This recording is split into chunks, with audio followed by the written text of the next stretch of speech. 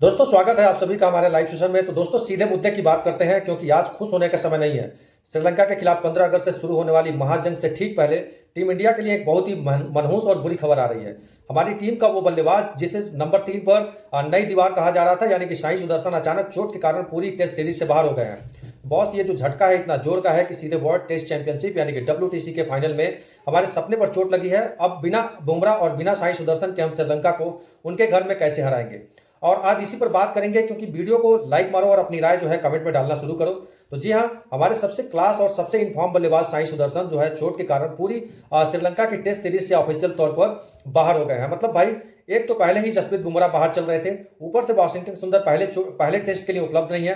कप्तान शुभमन गिल को net practice में चोट लगी थी, और अब ये साई सुदर्शन का जो बाहर होना, तो बॉस ये कोई छोटा मोटा झटका नहीं है। ये टीम इंडिया के लिए एकदम से बहुत बड़ी जो है नाइटमेयर यानी कि डरावना सपना है। जितने लोग भी अभी अभी जो इस वीडियो को देख रहे हैं, फटाफट वीडियो को लाइक करो और कमेंट में बताओ कि बिना साई सुदर्शन के नंबर 3 का क्या होगा। आज इसी पर बिल्कुल आमने सामने बैठकर खुलकर जो है बात करेंगे।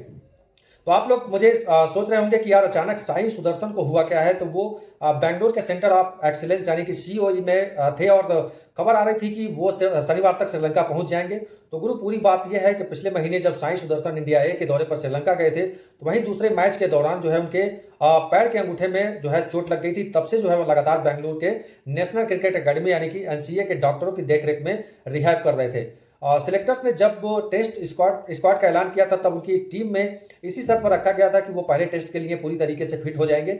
वो नेट्स पर हल्की बैटिंग कर रहे थे, लेकिन BCCI की मेडिकल टीम ने जब उनका फाइनल फिटनेस टेस्ट लिया, तो पता चला कि वो अभी पूरी तरीके से स्प्रिंट यानी कि तेज दौड़ नहीं पा रहे हैं। तो डॉक्टरों का साफ कहना है कि टेस्ट क्रिकेट के लंबे फॉर्मेट पर रिस्क लेना करियर को दांव पर लगाने जैसा होगा। उन्हें पूरी तरीके से ठीक होने के लिए बायोलॉजिकल जो है हीलिंग यानी कि कुदरती रिकवरी के लिए और समय चाहिए, और इसी वजह से उन्हें हरी झंडी नहीं मिली और वो इस दौरे से पूरी तरीके से कट चुके हैं। तो बॉस, साई सुदर्शन का बाहर होना टीम इंडिया के लिए कितनी बड़ी टेंशन है। हम थोड़ा गहराई से अगर हम इसको समझेंगे तो ये लड़का गजब की फॉर्म में था। अभी पिछले महीने थी श्रीलंका की धरती पर इंडिया ए के लिए खेलते हुए उन्होंने लगातार 2 मैचों में 2 धाकड़ शतक जड़े थे, और वहां की पिचों की वो अच्छी तरीके से समझ चुके थे। तो गौतम गंभीर और टीम मैनेजमेंट उन्हें नंबर 3 की पोजीशन के लिए एक लंबे समय के घोड़े के रूप में देख रहे थे। उन्होंने भारत के लिए अब तक खेले गए 7 मैचों में 7 टेस्ट मैचों में करीब 39 की औसत से रन बनाए हैं, जिसमें 3 हाफ सेंचुरी शामिल है। लेकिन सबसे खास बात यह है कि टेम्परामेंट यानी कि क्रीज पर टेकने की क्षमता। चतेश्वर पुजारा के बाद हमें नंबर 3 पर एक ऐसा सॉलिड बल्लेबाज मिला था जो एक छोर संभाल कर रख सकता था। तो श्रीलंका की स्पिन फ्रेंडली पिचों पर उनका लेफ्ट हैंडेड होना जो है भारतीय बैटिंग लाइनअप को एक बेहतरीन कॉम्बिनेशन दे रहा था। लेकिन अब सेलेक्टर्स की पूरी प्लानिंग पर पानी फिर चुका है। लेकिन कहते हैं ना भाई कि क्रिकेट में किसी की बदकिस्मती जो है किसी दूसरे के लिए किस्मत का दरवाजा खोल देती है। साई सुदर्शन के बाहर होने से नंबर 3 का जो स्पॉट खाली हुआ है, वहां पर सीधे एंट्री होने जा रही है कर्नाटक के ही जो है गबरू जवान देवदत्त पड्डीकल की। तो और बस पड्डीकल ने टाइमिंग देखो कितनी परफेक्ट चुनी है। अभी कोलंबो में जो 3 दिवसीय वार्म अप मैच चल रहा है, वहां पर पड्डीकल ने नंबर 3 पर आकर के जो है नाबाद 103 रनों की पारी खेली थी, और अभी भी बल्लेबाजी कर रहे थे रिटायर्ड हट होने के बाद। लेकिन श्रीलंका के गेंदबाजों को उन्होंने रिमांड पर लिया, स्पिनर्स को कदमों का इस्तेमाल करके बाउंड्री के बाहर गेंद को भेज रहे थे।